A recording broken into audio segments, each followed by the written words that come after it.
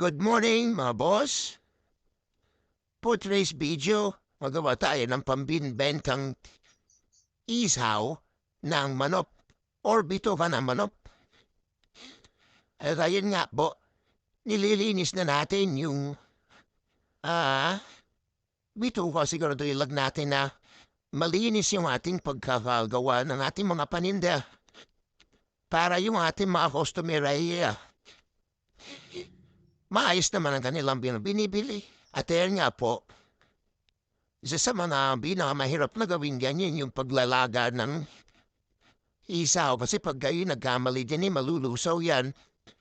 Ayan, ibabaldan mo lang ng kaunting oras sa mainit na tubig. At nga po, naglagay na rin tayo ng mga pampalasa. Asukal, paminta, pampakulay. Yan, at bawang. Nanalo lang natin yan, mga boss. Haluin natin yan ata. Yan na po, yung ating natutuhog. Gagawa na natin ng mga pantinda mamaya.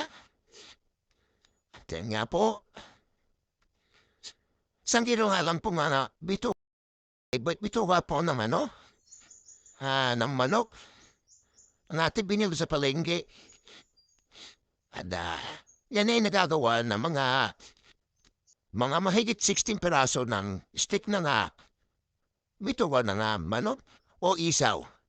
At ayan na boss, piris product ng ating isaw-isaw. Ready na sa para ibenta mamayang hapon. Yan nga po, shoutout nga pala dyan sa mga viewers natin. Pag-like and follow, pag-share na rin mga boss. Pag-comment na rin mga boss